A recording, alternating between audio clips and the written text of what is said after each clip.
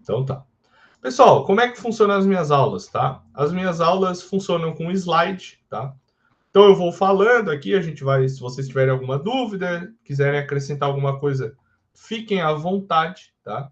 Para falarem. Quando vocês quiserem, podem me interromper, não tem problema nenhum, tá? E eu divido a aula em dois momentos, antes do intervalo e depois do intervalo. Antes do intervalo, eu dou aula normal, né? Falo ali dos assuntos que a gente tem que falar. E no final desses assuntos, a gente faz um quiz. São geralmente 5, 6 perguntas, tá? Como é que funciona um quiz? A pergunta vai ficar na tela. Eu faço a pergunta, leio as alternativas e vocês têm 1 minuto para responder no chat, ok? Então aí vocês podem responder durante esse 1 minuto, né? O nosso quiz. E aí, finalizado, a gente vai para o intervalo. Depois do intervalo, no caso de hoje, a gente vai falar de outro assunto. Geralmente, depois do intervalo, a gente troca de assunto, tá?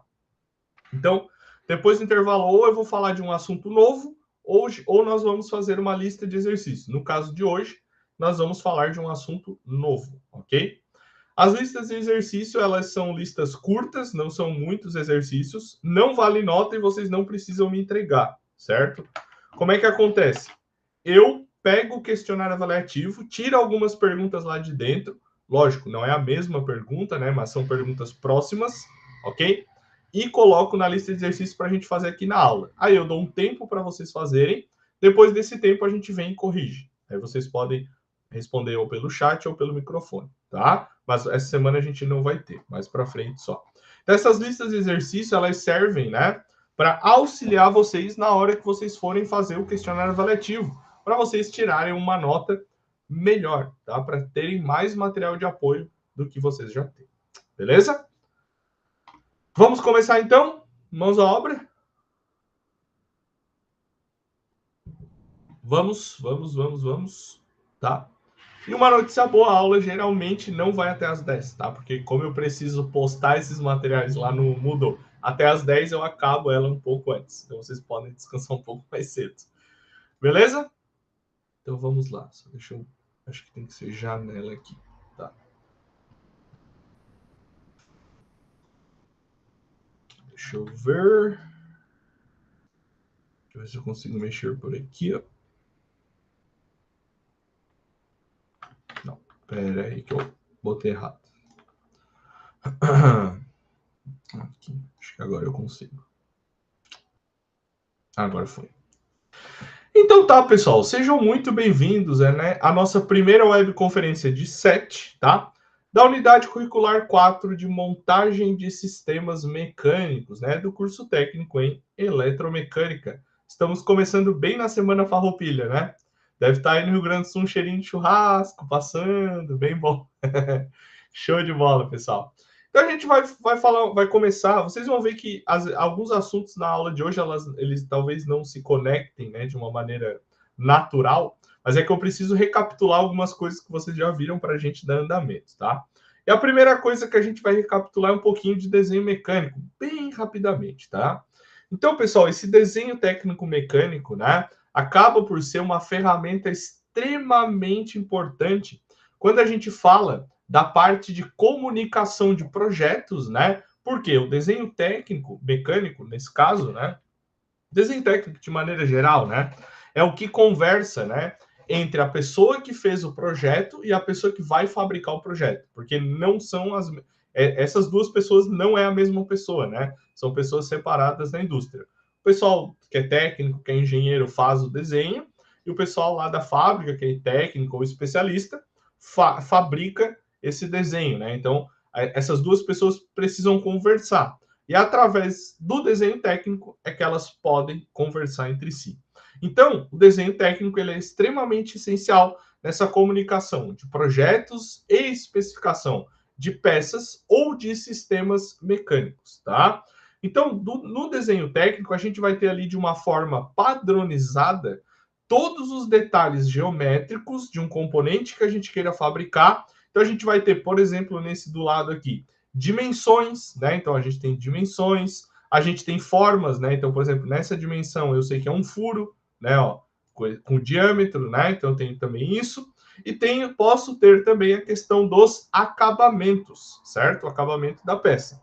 E aí, pessoal, nesse contexto que a gente fala do desenho mecânico, as tolerâncias, né? Elas acabam desempenhando um papel extremamente fundamental. Por quê? Porque elas que vão especificar quais são os limites aceitáveis de variação, né, para as medidas da peça. Mas daí vocês me olham e me perguntam, professor, se eu peço para fabricar uma peça que tem comprimento de 100 milímetros, ela não vai sair com 100 milímetros? O que vocês acham? Que depois de fabricar, vai ter 100 milímetros ou não vai ter 100 milímetros? O que vocês acham? Me respondam aí vocês. Pensem bem, pensem bem. Então eu fiz um desenho lá de uma peça que tem que ter 100 milímetros de comprimento e mandei fabricar. Vocês acham que a peça vai ter 100 milímetros ou não vai ter? A hora de errar é agora, pessoal. Respondam aí.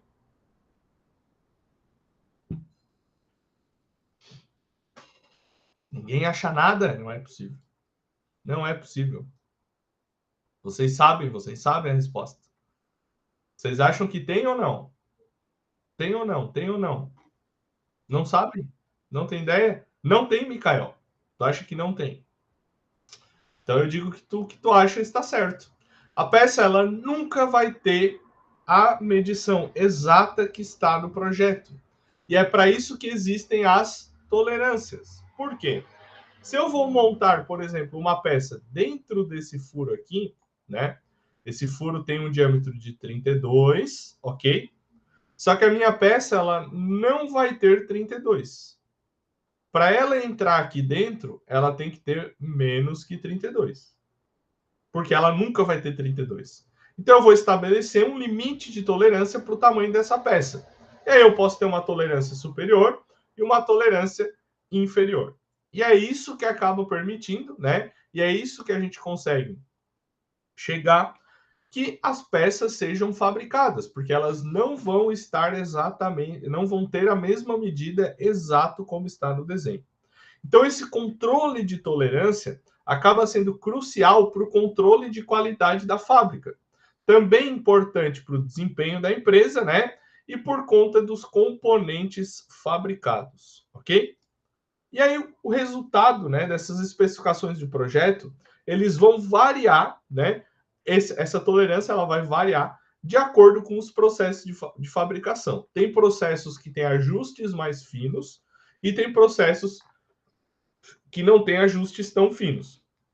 E isso também leva em consideração a tolerância, certo? Então é para isso. A primeira classe de tolerância são as tolerâncias dimensionais, que são essas relativas à construção, né? A construção da nossa peça ou do nosso conjunto, tá?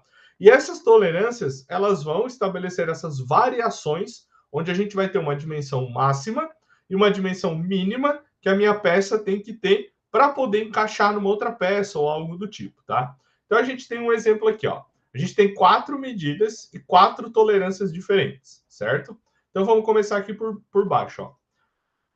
A dimensão nominal dessa peça que a gente fala, que é a dimensão que ela deveria ter, é 40 milímetros. Sempre lembrando, tá, pessoal? Quando a gente fala de desenho mecânico, a gente não bota a unidade do lado, né? Milímetro, centímetro, metro, enfim. Por quê?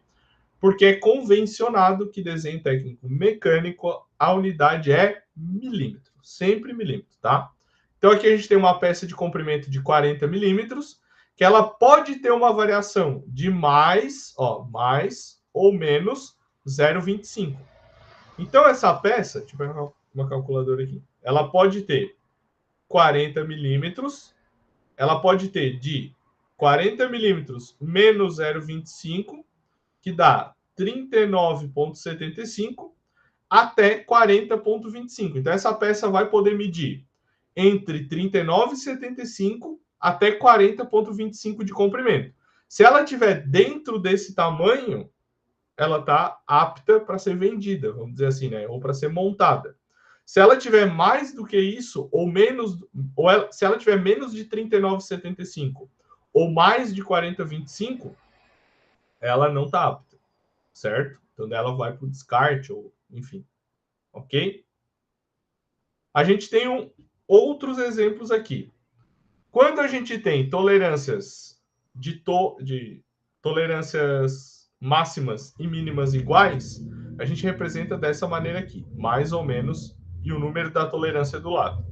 Quando a gente tem tolerâncias diferentes, aí a gente representa dessa maneira aqui, mais a tolerância de cima e menos a tolerância de baixo. Então, por exemplo, essa aqui que é 20 milímetros nominal, certo? Ela pode medir desde 20 menos 0,1, então ela pode medir desde 19,9 até 20,2. Então ela pode ter esse alcance, né, esse range para ela poder medir.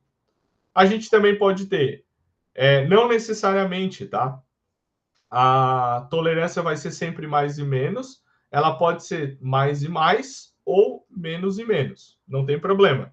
Por que que ela tem isso? Por conta da montagem, né? Quando a gente monta uma peça, por exemplo, isso aqui é um eixo cilíndrico, né? Quando eu monto ele dentro de um furo ou algo assim, eu posso querer que ele entre com folga ou eu posso querer que ele entre muito apertado. Se eu quiser que ele entre com folga, eu vou colocar uma tolerância menos menos. Se eu quero que ele entre muito apertado, com interferência que a gente fala, eu vou colocar mais mais. Então, por exemplo, esse eixo aqui, vou fazer uma pergunta para vocês. Esse eixo aqui, a dimensão nominal dele é 16, tá?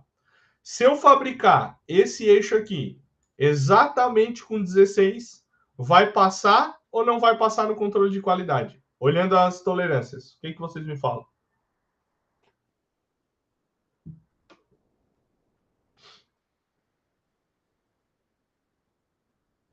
Não vai passar. Perfeito, Maurício. Show de bola. Por que não vai passar? Porque ele tem que medir 16 menos 16 menos 0,2. Então ele tem que medir de 15,8. Aliás, 16 menos 0,41. Então ele tem que medir de 15,59 até 15,8. Se for maior de 15,8, não serve mais. Por quê? Provavelmente ele vai entrar aqui num furo que ele tem que ter folga, né? Então, o diâmetro do furo é 16, ele tem que ter folga. Então, essa tolerância garante que nesse diâmetro eu vou ter folga na hora de montar. E aqui é a mesma coisa, só que ao contrário, do outro lado, né? Aqui ele vai entrar com interferência. O que isso quer dizer? Que eu vou ter que fazer muita força para poder encaixar, né, esse diâmetro aqui, né, essa ponta aqui. Por quê? A mesma coisa. Se eu fabricar exatamente com 12, não vai passar. Por quê? Porque ele tem que medir 12 mais 0,12 até 12 mais 0,23. Então, essa ponta do eixo aqui, eu tenho que ter entre 12,12 até 12,23. Menos que isso está fora, mais do que isso também está fora. Deu para entender? Entenderam, pessoal? Deu para entender? Show de bola. Então, né, como eu falei, né, a tolerância dimensional, ela é aí essa cotagem técnica, né, que a gente tem tudo isso. Então, a gente tem as dimensões nominais, né, que são os números que a gente efetivamente coloca no projeto, os afastamentos, né, que geralmente servem para montagem, a dimensão efetiva, né, a dimensão efetiva é a dimensão nominal mais o afastamento, e as tolerâncias, né, que é essa parte que eu expliquei, tá? Então, aqui a gente também tem o mesmo exemplo, né? Quanto é que é a tolerância aqui, né? Nesse caso, onde é que tá? Ah, aqui não tem, não é a mesma figura, tá? Então, por exemplo, ó, aqui eu tenho uma tolerância de mais 40,28, né? Uma dimensão máxima. Uma dimensão mínima de 40,15, a tolerância é o quê? É a diferença entre a medição máxima e a medição mínima, que seria 0,13, ok? Então, esse é o primeiro, né? É o primeiro tolerância que a gente viu, que é a tolerância dimensional. Então, sempre quando vocês ouvirem ou lerem tolerância dimensional, é quanto à dimensão, certo? Quanto ao tamanho, ok? Do desenho ou da peça que vocês estão fabricando. Aí, existe um outro tipo de tolerância que se chama tolerância geométrica. A tolerância geométrica, ela é utilizada, né, com o objetivo que a gente evite alguns desvios geométricos que a peça pode vir a apresentar. Por exemplo, se eu tenho uma peça cilíndrica, né, como por exemplo isso aqui, ó, ele é cilíndrico, certo? Ó, cilíndrico. Quando eu vou fabricar, ele pode ser um pouco... Eu não vou fabricar um cilindro perfeito. Então, eu também tenho esse pequeno desvio, né, que é permitido por projeto, né, dessa fabricação, ok? Então, não só de dimensão, nós também temos uma tolerância de geometria, né? E aí a gente tem tolerância de planeza, né? Desculpa, a gente tem dois tipos de tolerância geométrica, a de forma e a de orientação. A de forma é quanto ao formato geométrico, ok? Da peça que a gente está fabricando, tá? E a de orientação é quanto à montagem dessa peça de outro jeito. De outro jeito, em outra peça, ok?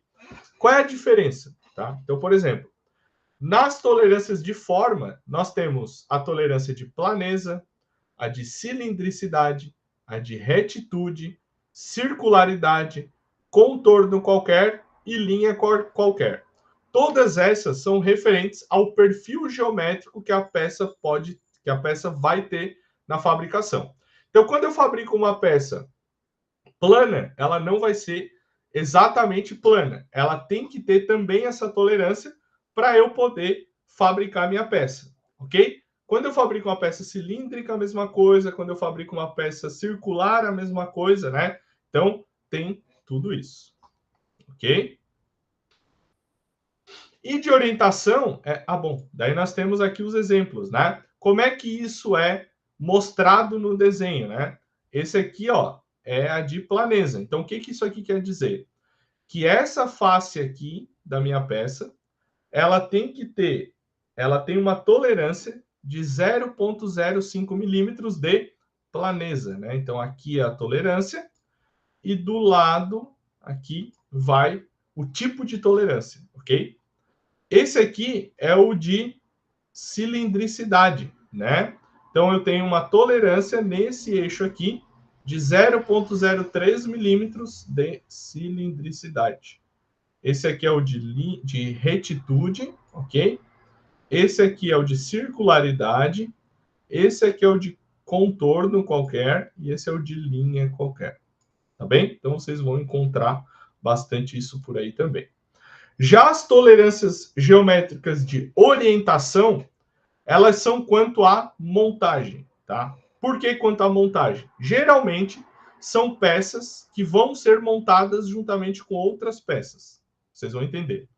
Então, a de orientação nós temos paralelismo, perpendicularidade e inclinação, que são tolerâncias, né, referentes ao posicionamento de partes que vão ser montadas. Por exemplo, eu tenho esse furo aqui, certo? Que vai entrar um eixo nesse furo, aqui dentro, né? Então, eu preciso deixar também uma tolerância para esse furo, para que a minha peça consiga vir e montar ali dentro. Então, aqui eu tenho uma tolerância, ok? De 0,06, tá?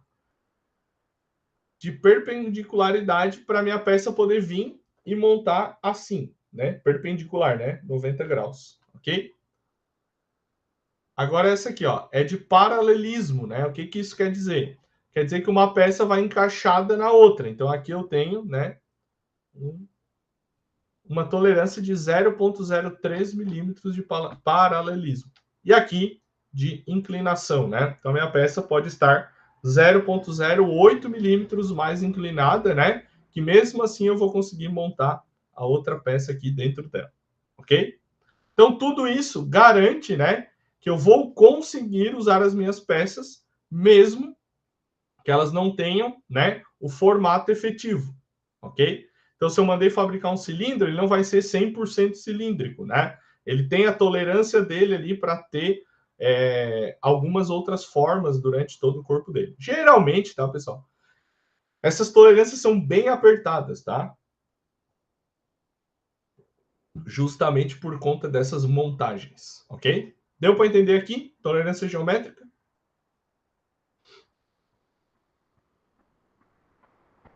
Deu? Alguma dúvida até aqui? Não? Então seguimos. Opa. Agora a gente vai ver, provavelmente vocês já viram lá em desenho técnico, né? A vista explodida, né? Então a vista explodida geralmente não, ela é uma representação gráfica, tá? Onde a gente representa a sequência, né, de montagem dos elementos de algum mecanismo, certo? Então a gente vai utilizar isso para evitar muitos cortes, né? Então, por exemplo, a gente tem muitas peças na montagem desse redutor aqui, né? Esse aqui é um redutor. E aí a gente quer ver, né, a sequência de montagem. Então a gente utiliza desse artifício que se chama vista explodida, ok? Para a gente poder ver qual peça vai dentro da outra peça e aonde vai tudo certinho, tá? E aí no desenho técnico ela fica dessa maneira aqui, tá? Então, por exemplo, todas as peças são numeradas, os números ficam aqui, as quantidades ficam do lado e o tipo de peça fica aqui do lado, né? Então, por exemplo, tem dois rolamentos aqui, certo? Então, ó, vai 2 rolamentos de tamanho tal, tal, tal, tal, certo? Tem 2 engrenagens. Vai 2 engrenagens de tamanho tal, tal, tal, tal. Então, esse aqui é um tipo de desenho que ele não é usado na fabricação, ele é mais utilizado na montagem, tá? Então, é um desenho que é utilizado na montagem. Agora nós vamos trocar totalmente o assunto, né? E vamos falar um pouquinho sobre documentação técnica de máquina, de maneira geral, tá bem? Então, pessoal, quando a gente compra um equipamento, seja qualquer o equipamento que seja, ou até um eletrodoméstico para a nossa casa, é muito importante que a gente faça a leitura do manual, apesar de a gente, muitas das vezes, sonegar essa leitura do manual, né? Ou não fazer essa leitura desse manual, tá? Bem difícil a gente fazer, principalmente de coisas que a gente já está acostumado a utilizar, né? Mas, na maioria das casas e empresas, o manual, né, como eu falei, ele é negligenciado, a gente não tem o costume de fazer essa leitura, né? Então, por exemplo, se é uma pessoa que trabalha já com um torno, vai chegar um torno novo, ela dificilmente vai fazer a leitura do manual. Ela já vai começar a trabalhar no torno novo. E a gente em casa a mesma coisa, né? Chegou uma geladeira nova, uma máquina nova, a gente normalmente negligencia essa leitura desse manual, né? Já sei usar a máquina, liga e já era, certo? Então, pessoal, o manual ele é de extrema importância. Por quê? A gente tem várias informações no manual que podem influenciar no funcionamento da máquina e também temos, né, muitas informações que a gente nem imagina que tenha lá. Então, por exemplo, eu trouxe um manual recortado aqui, né, de um compressor de ar, certo? Da marca Schulz, modelo Bravo, tá? Então, as primeiras informações que a gente encontra no manual são informações de segurança, como essas que estão aqui. Ó, importante. Esse manual de instruções contém informações importantes de uso, instalação, manutenção e segurança, devendo mesmo estar sempre disponível para o operador. Então, ó, já tem informação importante. Que o manual sempre tem que estar disponível para o operador da máquina, tá? Antes de operar o equipamento ou realizar a manutenção, proceda à leitura desse manual, entendendo todas as instruções, a fim de prevenir danos pessoais ou materiais ao seu compressor de pistão. Aí do lado a gente tem, atenção, conforme a orientação, entre aspas, esquema elétrico da tabela 4, capítulo 7, instalação, o pressostato não deverá ser conectado diretamente ao motor, e sim ao circuito de comando. Então já tem uma informação muito importante aqui, né, de instalação já de arrancada, ok? Então, segue escrevendo, né? Devem ser seguidas todas as instruções de instalação e utilização, caso contrário, poderão ocorrer danos pessoais ao produto, e isso anula a garantia, ok? Então, a gente já de arrancada tem aqui informações extremamente importantes, tá? E aí a gente segue no manual com outras informações. Próxima indicação que a gente vai encontrar no manual é a introdução desse equipamento, ok? E aí vem, para a correta utilização dos produtos Shoes, recomendamos a leitura completa desse manual. E aí vem toda essa questão. E aqui a gente tem também informações importantes como é de responsabilidade do usuário final a instalação, inspeção, manutenção, operação e documentação específica do vaso de pressão, que deve ser realizado em conformidade com a NR13, né? NR13 que trata de vasos de pressão, né? É uma normativa lá de segurança do trabalho. O prontuário do vaso de pressão deverá ser apresentado ao Ministério do Trabalho quando ele realizar fiscalização. Portanto, guarde em local seguro juntamente com o manual de instruções. Então, várias informações importantes ao longo do manual, tá? Então, por exemplo, se eu não ler essa parte aqui, eu não guardo o prontuário de inspeção do meu vaso de pressão, e se eu sofrer uma fiscalização, eu não vou ter como entregar, vou ganhar uma multa. Então, isso já diz na introdução do manual.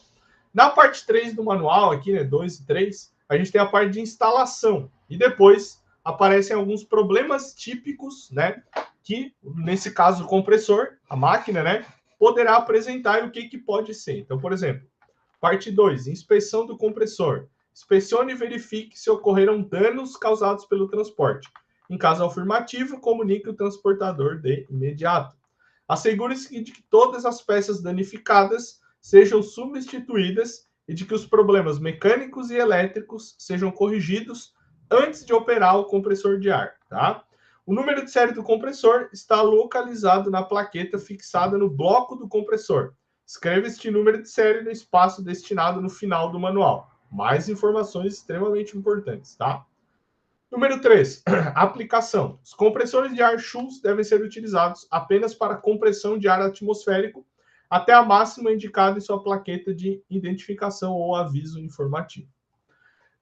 Na parte 4, né, a gente tem as características técnicas para conseguir instalar esse compressor, né? Então, por exemplo, a gente tem medidas aqui de altura, de largura, vendo ele de lado, né? Do outro lado a mesma coisa. A gente tem uma vista de baixo, né? Vendo da ponta do compressor até o meio dele, e também a distância entre pés. Por que é importante a distância entre pés? Porque é a forma como a gente vai instalar ele, né? Se nós formos colocar, parafusá-lo no chão, a gente precisa fazer uma base, né? Com esses parafusos, tudo certinho. Então, a gente tem que ter essa medida, né? Então, essa parte também é de extrema importância, tá, pessoal? Aqui a gente tem todos os componentes, né? Então, vocês podem ver que os componentes aqui, ó, tem números. Cada número desse é uma peça, né?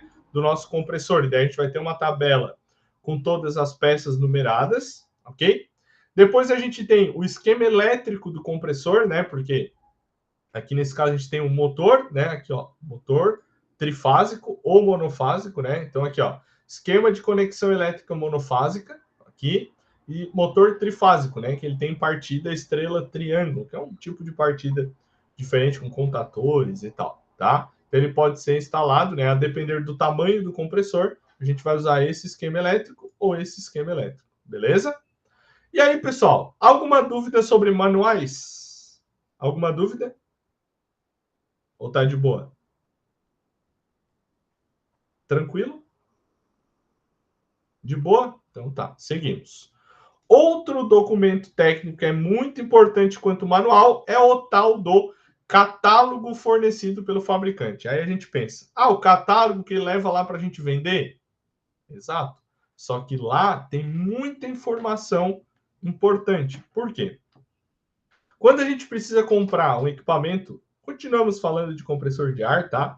A gente precisa ver quais são as nossas necessidades para poder fazer essa compra. Por exemplo, qual é o volume de reservatório que eu preciso?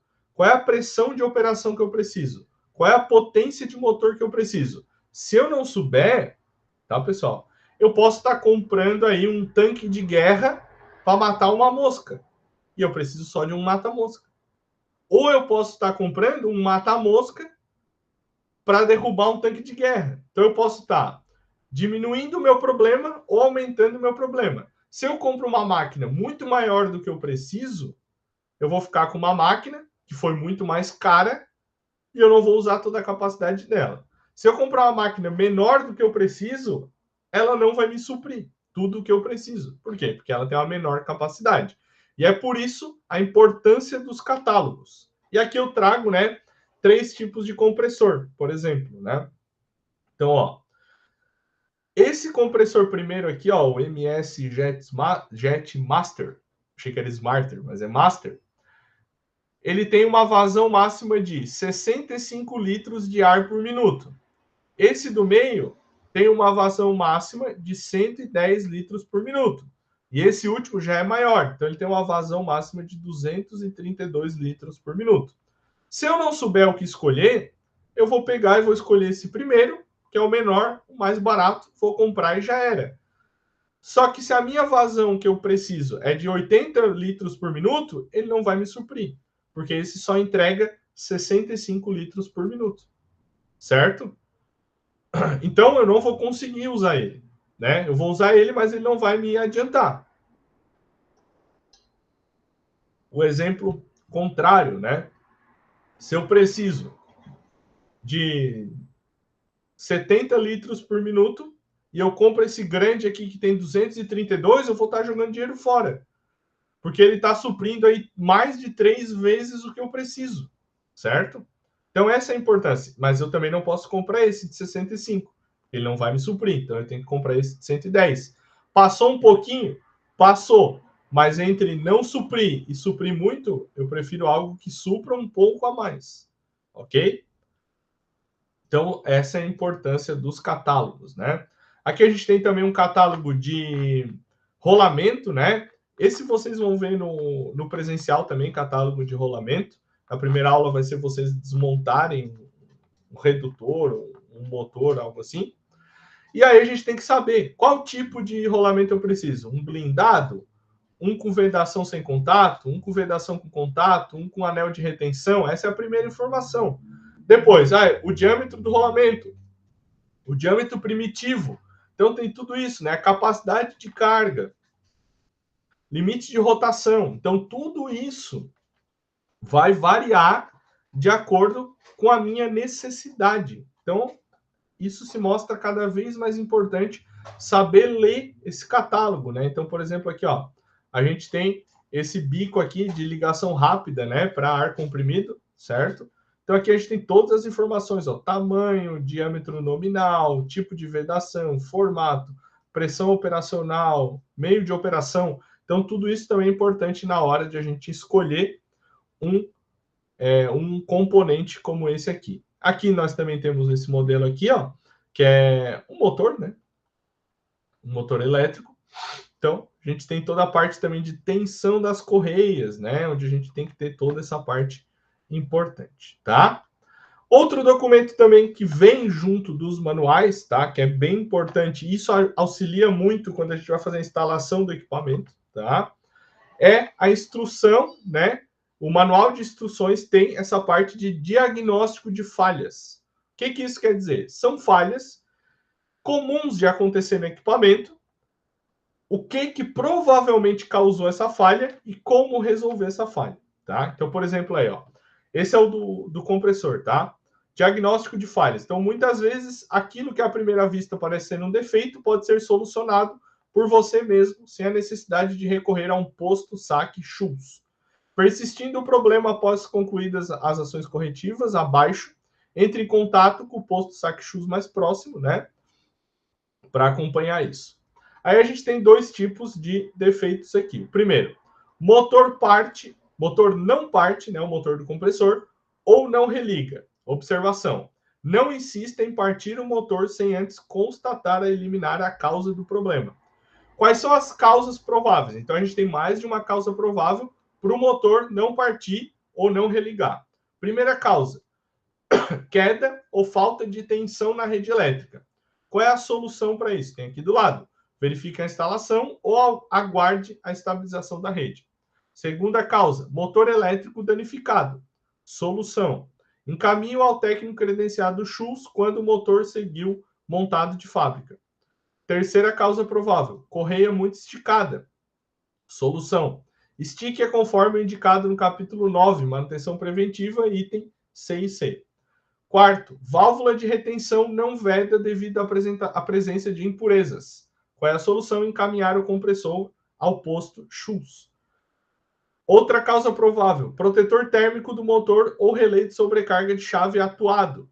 Solução, aguarde o resfriamento do motor para rearmar o motor manualmente ou automaticamente o relé. E a última causa provável, né? Reservatório ou caixa d'água cheio de ar / água. Solução, o motor elétrico partirá assim que a pressão do reservatório diminuir. Então isso aqui, pessoal, para quando a gente está instalando essas máquinas, tá? É muito útil. Por quê? A gente não necessariamente, se der algum problema, vai precisar tirar a máquina de onde ela está. Lógico, se eu pegar um compressorzinho desse tamanho, é barbada, né? Eu pego ali com a mão, boto no carro e levo para arrumar. Mas vocês imaginem, um compressor tamanho de uma sala, que pesa lá seus 300, 400 quilos.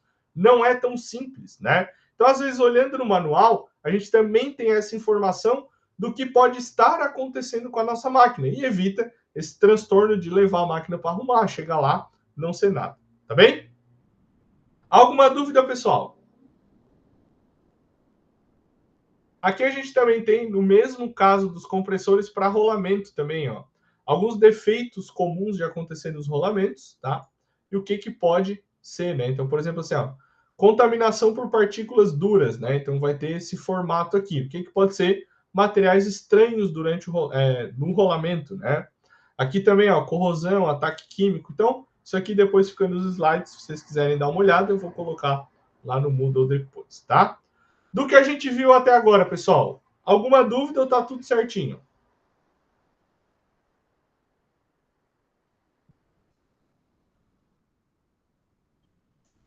O que vocês me dizem? Tudo tranquilo? Nenhuma dúvida? Então tá, pessoal. Agora eu preciso da ajuda de vocês aí no chat, tá? Todos que estão aí, que conseguem escrever no chat, agora a gente vai fazer o nosso quiz. Eu expliquei no começo da aula. Teve gente que já teve aula presencial, show de bola. Então, no quiz, né? Como é que funciona? A gente tem uma pergunta, tá? Tem as alternativas e eu dou 1 minuto para vocês responderem a pergunta no chat. Combinados? Aí vocês podem colocar A, B, C ou D de acordo com o que vocês acharem que é a resposta correta. Combinado? Então vamos lá. Primeira pergunta, pessoal. No desenho técnico mecânico, as tolerâncias dimensionais são importantes para garantir a intercambiabilidade de peças. Qual das opções a seguir define corretamente o conceito de tolerância dimensional? Letra A. A diferença entre a maior e a menor dimensão permitida para uma peça? B. A precisão absoluta exigida para fabricar uma peça? Letra C. A variação permitida no tipo de material utilizado para a peça? Ou letra D. O intervalo disponível para a fabricação de uma peça? 1 minuto para vocês responderem no chat.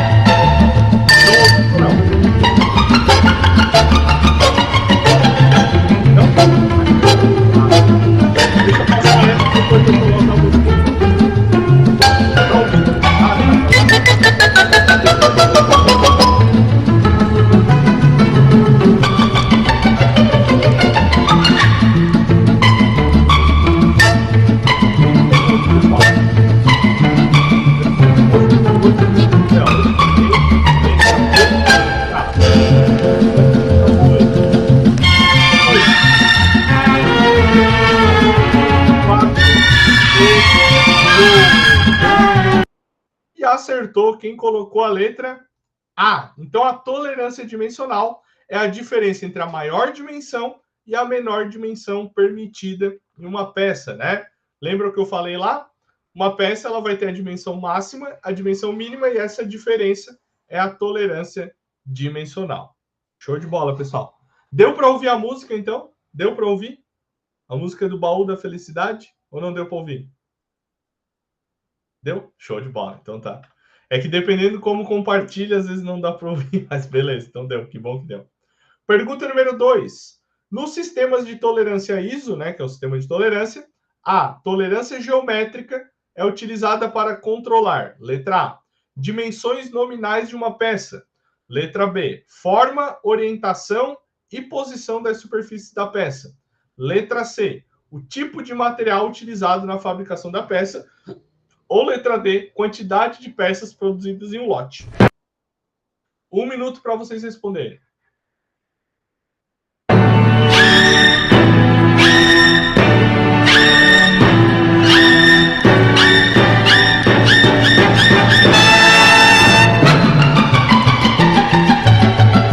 Lembrando que agora estamos falando de tolerância.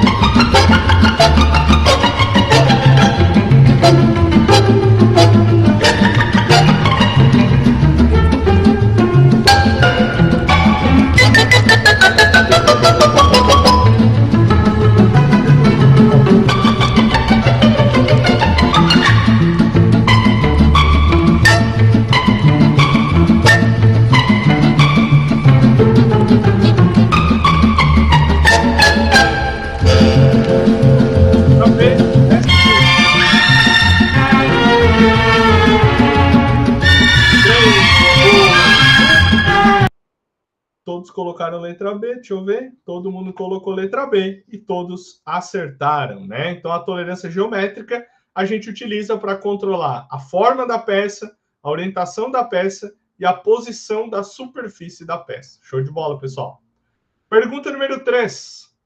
Qual dos seguintes tipos de tolerância é utilizado para controlar a precisão de um ângulo entre duas superfícies de uma peça mecânica? Letra A, tolerância dimensional, letra B, tolerância de forma, letra C, tolerância de posição, ou letra D, tolerância angular.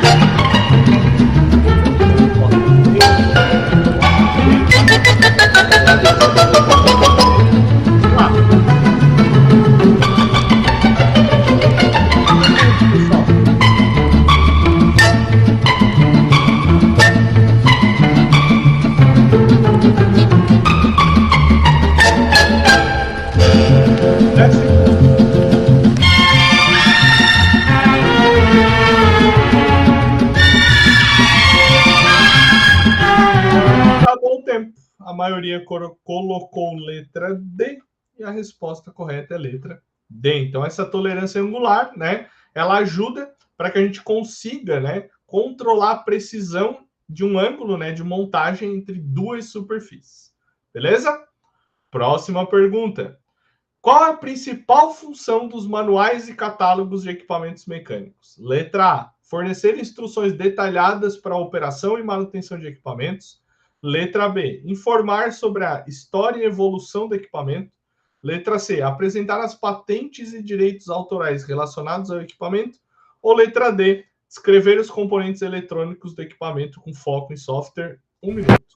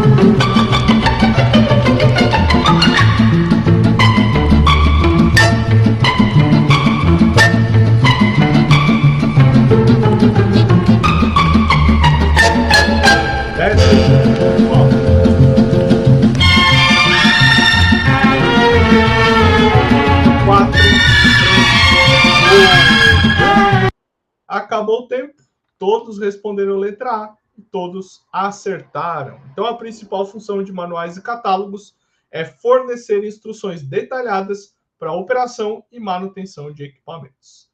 Última pergunta, acho que é a última. Ao consultar um catálogo técnico de um equipamento mecânico, qual informação é geralmente encontrada para facilitar a escolha dos componentes? Letra A. A data de fabricação do equipamento. B. Especificações técnicas como dimensões e materiais. Letra C. O manual do operador do equipamento. Ou letra D. O histórico de manutenção do equipamento.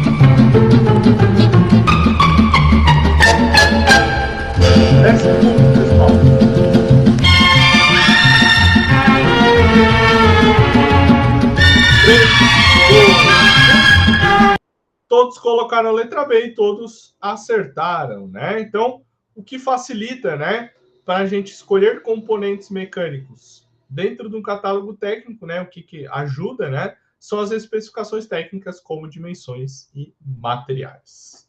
E aí, pessoal, gostaram do quiz? O que acharam? Feedbacks. O que vocês acharam? Gostaram?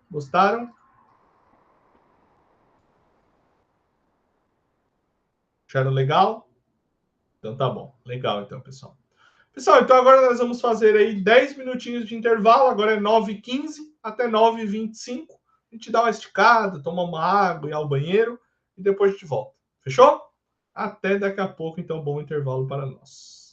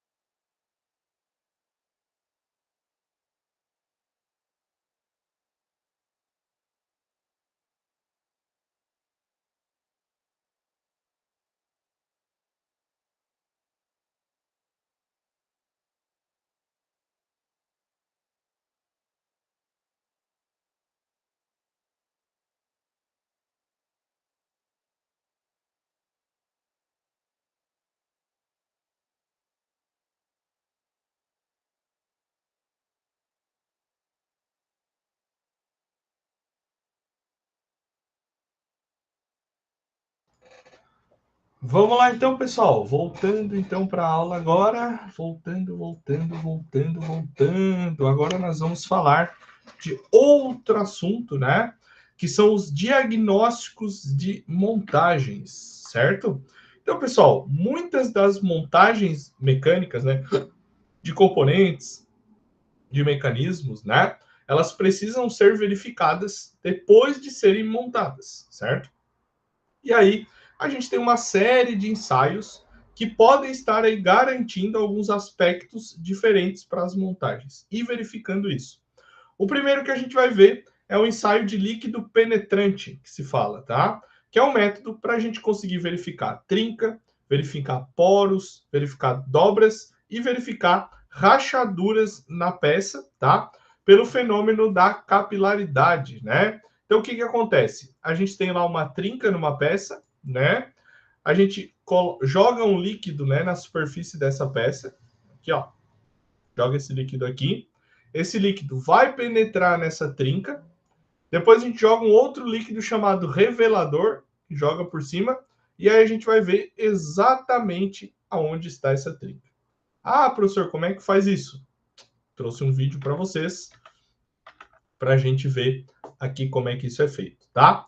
Então, vou colocar o vídeo e vou comentando. Desculpa, pessoal. Vou comentando em cima do vídeo. Beleza, pessoal? Pessoal, isso aqui é uma solda de encaixe. É um flange. Então, aqui ele fez a montagem de um flange, tá? Que é uma peça mecânica, né? Um flange no eixo aqui, né? E aí ele vai fazer uma solda aqui em volta, né? Para poder ligar essa parte do flange aqui, né? Ao eixo aqui, tá? Esse eixo vazado. E depois ele vai verificar com líquido penetrante. De 1,5 com uma redução para 1. Eu vou fazer a soldagem aqui no bocal colado. Qual o objetivo desse vídeo, pessoal? Porque depois vai ter um ensaio de LP, líquido penetrante. Talvez muitos não conheçam, mas outros conhecem.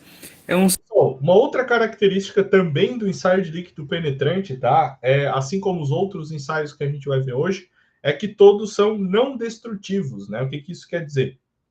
A gente consegue verificar algumas características da peça que a gente está querendo, né? Ensaiar, né? Fazer o ensaio e a gente não perde a peça, né? Então a gente tem outros ensaios que são destrutivos, né? A gente tem que fazer e aí a gente perde a peça, ok?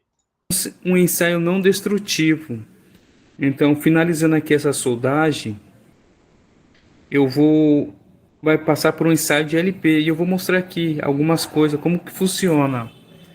Então, Pessoal, o durante o ensaio com ensaio LP, de líquido penetrante, ele vai verificar se essa solda dele ficou com alguma trinca, se ficou com algum poro, se ficou com algum outro tipo de problema, né? Por quê? Porque esse flange vai sofrer pressão, né?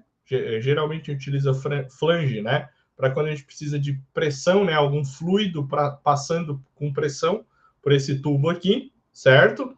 E aí, se a gente tiver algum problema, essa pressão pode estourar essa solda, né? Pode quebrar ou pode dar um monte de problema. Então, a gente faz esse ensaio de líquido penetrante para ver se tem alguns desses problemas que podem vir a causar um problema no futuro. Se tiver, a gente tira a solda e refaz, né? E se não tiver, tá tudo certo. o líquido penetrante, é um dos métodos desenvolvidos para a detecção de descontinuidades superficiais em peças metálicas. O ensaio ou expensão por líquido penetrante, ele também é considerado um dos melhores métodos de teste para a detecção de descontinuidades superficiais em diferentes materiais. Ele é um dos mais utilizados, tá? Por conta do valor, tá? Ele é um ensaio que é relativamente barato, tá? A gente pode fazer no ambiente de fábrica mesmo, não precisa ser um ambiente extremamente limpo ou com alguma máquina muito específica, vocês vão ver que não precisa disso. E ele entrega um resultado muito bom. A gente consegue enxergar o problema ali a olho nu, né? A gente bate e vai ver o problema. Como metais ferrosos e não ferrosos, alumínio e suas ligas metálicas. Bom, então ele preparou, né? Ele fez a solda e preparou a amostra aqui. Agora aí, pessoal, olha como funciona. Você joga o líquido penetrante. esse é o líquido penetrante, né? Essa cor vermelha, Esse né? líquido... Ela geralmente é utilizado, desculpa, pessoal, como uma lata de spray, né? Ele passa um spray aí por fora, deixa um tempo para que esse líquido consiga penetrar, né, nas inclusões ali, né, que ele quer verificar. Aí, se ele encontrar algum poro ou uma trinca, ele vai penetrar. Joga esse líquido aí e deixa de 10 a 15 minutos. Ele fazer o trabalho dele, que é penetrar. Depois, pessoal, remove todo esse líquido aí com água. Por que que tem que remover esse líquido, né? Porque senão, quando eu passar o revelador, ele vai mostrar tudo rosa, né? Tudo esse vermelho aqui. E eu só quero ver aonde o líquido penetrou, né? Onde a gente tem rachadura, onde a gente tem poro, né? Onde a gente tem algum tipo de problema, ok? E joga o revelador. Ó, esse é o revelador, tá? É como se fosse uma tinta branca, tá? Por isso que é importante limpar, né? Tirar aquela tinta rosa, né? Porque senão aqui vai ficar todo rosa. Então, quando a gente joga a tinta branca, que a gente chama essa tipo uma tinta branca, né? Que é o revelador, a gente consegue ver aonde tem problema, né? Onde está esse rosinha aqui. Aqui eu não sei se tem alguma trinca aparente, tá? Mas a gente consegue ver. Deixa eu ver se eu acho um aqui. Esse branco aí é o revelador. Caso tiver um poro ou uma trinca, ela fica vermelha. Mas como vocês podem ver aí, ó, não se achou poro nem trinca. Isso quer dizer que a soldagem foi bem feita.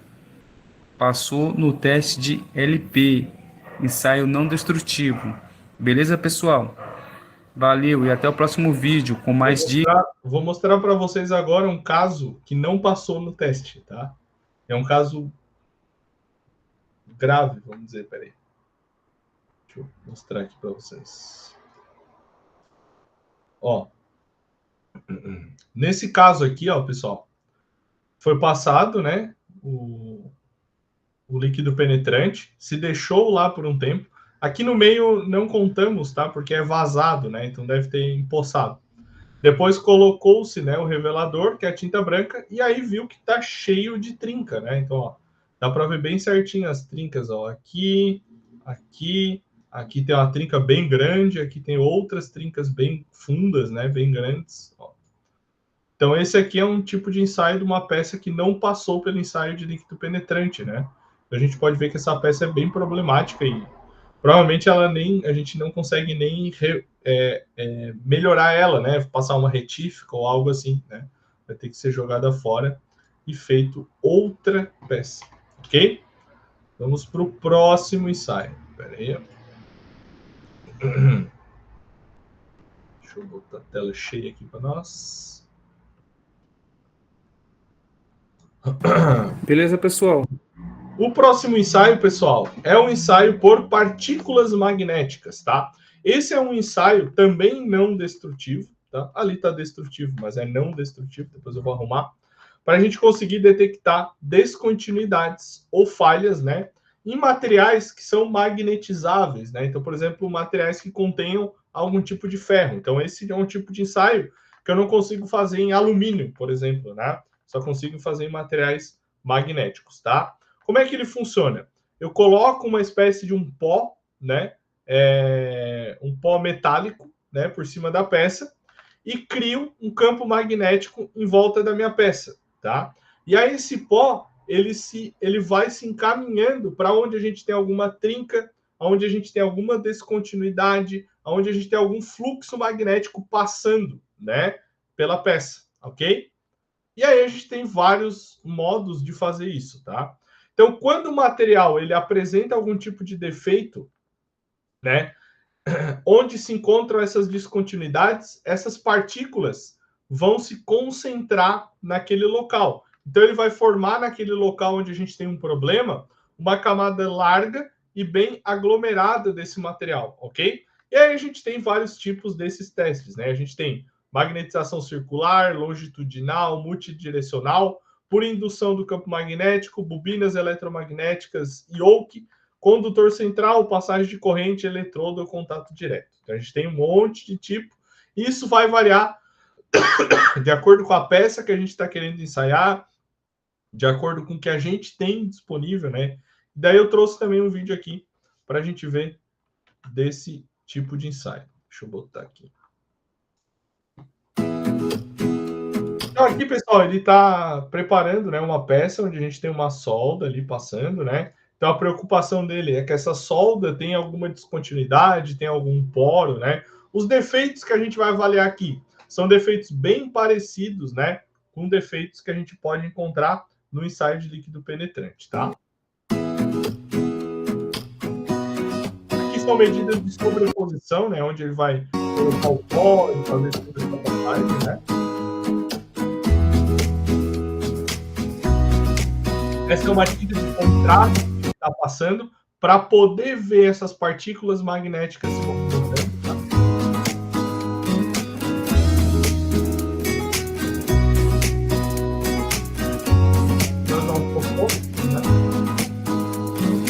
Para medir a intensidade da luz no local. E aí, vai fazer a verificação do ensaio. Aí ele vai jogar partículas. As partículas, nesse caso aqui, estão envoltas desse líquido, né? Então ele vai realizar o ensaio. Esse negócio aqui, esse equipamento que ele está segurando na mão, é o equipamento que vai gerar esse campo magnético, né? E vai mexer com essas partículas.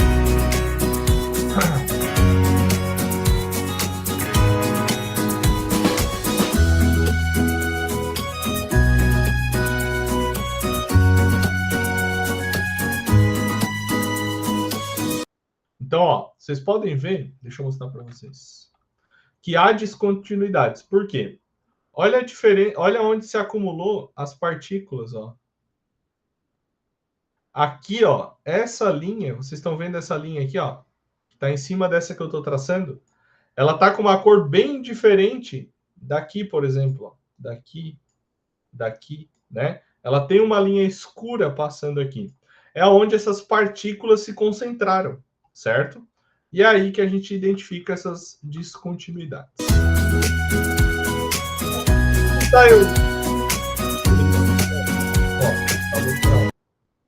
Então é um ensaio relativamente simples, tá? Lógico, tem toda essa parte envolvendo o campo magnético, né? Tudo isso, que às vezes é um pouco mais robusto que o de líquido penetrante, tá? Mas é um bom ensaio também. O terceiro ensaio é o ensaio de ultrassom, tá? Como é que é o ensaio de ultrassom? É o mesmo equipamento, só que, lógico, em escala industrial, né? De ultrassom, que é feito quando a mulher está grávida, tá? Então, a gente aplica, né, uma onda, né, de uma frequência determinada que passa dos 20 kHz, né? Então, ele também é um método não destrutivo e a gente vai identificar, utilizando ele, se tem defeito dentro da peça, né? Então, lá dentro da peça, onde a gente não consegue ver, onde o líquido penetrante não vai, porque muitas vezes a superfície está tudo certo, mas lá dentro tem algum problema, né? Então, como é que funciona ele? A gente tem um transdutor, né? Que é o que a gente encosta ali na barriga da mãe, né? Que está grávida. Então, a gente encosta ele na peça e vai passando né? Esse transdutor pela peça. Então, o transdutor envia uma onda. Essa onda, se a peça não tem defeito, ela bate no fundo da peça e volta, tá? Então, quando ela bate no fundo da peça e volta, a gente tem uma linha bem aqui no final que não detectou nenhum problema. Então, ela bate e volta, bate e volta, bate e volta, bate e volta. Aí ela tem um problema. Ela bate, aí o caminho do problema é menor do que quando ela vai no final da peça. Então, ela dá esse pico aqui no visor, dizendo, ó, nesse local tem algum defeito. E aí a gente descobre que naquele local tem um defeito. Vou mostrar para vocês como é feito, tá? Então aqui a gente tem uma solda, né? Foi muito bem feita, por sinal. Ele está fazendo a limpeza para poder fazer... Vou jogar aqui o penetrante, que é o cilindro. No caso vai ser 2 em 1. Ele vai fazer primeiro o líquido penetrante e depois o ultrassom. Líquido vermelho, esperar de 10 a 30 minutos, esperar ele reagir, depois remover e jogar o revelador. Só lembrando que esse ensaio é um ensaio não destrutivo. Então, o líquido penetrante aqui ele vai utilizar, professor, por que ele vai usar dois métodos? Porque o líquido penetrante ele vai usar para ver algum defeito de superfície e depois o ultrassom ele vai utilizar para verificar algum defeito que não seja de superfície, né? Seja interno. Ele é muito prático e muito eficaz na área industrial. Removendo agora o líquido penetrante, vamos jogar agora o revelador. Se a junta estiver toda branca, como vocês vão ver agora no vídeo, ó, é que não foi encontrado nenhuma defeito superficial. Porém, se tiver na junta, na raiz, ele não Dentro do consegue problema, né? identificar. Ele Por só isso que a consegue gente já preparou para fazer um ensaio de ultrassom, que é você limpar as 150 da junta de cada lado para fazer esse ensaio de ultrassom. Então, como vocês podem ver, ó, no líquido penetrante ele não encontrou nada, ó, a junta está toda branquinha. Já o Certo? ensaio de Se a gente tivesse um problema aqui, a gente ia ver uns pontos rosa ou algumas trincas rosa. ultrassom, como vocês vão ver agora, é um ensaio mais detalhado. Ele pega poro. Então, ó, como vocês podem ver, ó, é um transdutor, né? Lógico, é industrial, tá? Não é igual, não é exatamente igual ao exame de grávida, né? Mas o princípio é o mesmo. Tá? Ele pega falta de Vai passando fusão, ali, poro na vai raiz. Então é um observando ensaio o monitor, mais detalhado. ó. O que vocês acham? Será que teve algum defeito nessa soldagem? Será que deu tudo ok? Bem, pessoal, se teve defeito, eu vou mostrar nesse vídeo ainda. Então fica até o final, hein? O inspetor está fazendo, olhando. E vou falar também de alguns defeitos que nós soldadores devemos ficar esperto quando for fazer uma solda para ultrassom. Beleza? Pessoal, infelizmente deu um reparo nessa junta, mas olha o problema aí, teve problema no acoplamento. Só lembrando que a tolerância do acoplamento é de 1,5. Passou disso, tem que derrubar o acoplamento e Ó, então aqui ele encontrou um problema, tá? Que é um problema de acoplamento, né? Que é essa junta, né? Que a solda está juntando, né? Então a tolerância passou. Ele conseguiria ver isso no ensaio de líquido penetrante? Não conseguiria. Somente no ensaio de ultrassom. Por quê? É a grossura dessa solda, certo? Então ele não conseguiria ver no ensaio de líquido penetrante. Então por isso que é importante, né? A gente fazer os dois ensaios para vamos jogar aqui o o nosso penetrante. problema. Beleza? Pessoal, alguma dúvida da aula de hoje?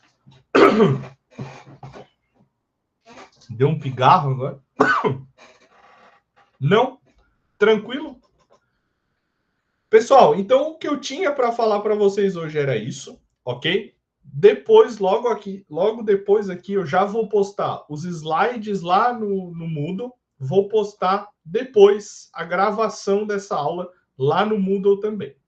Caso vocês tenham alguma dúvida aí durante a semana, vocês podem me procurar lá no Moodle, mandar uma mensagem que eu respondo vocês o mais rapidamente possível, beleza?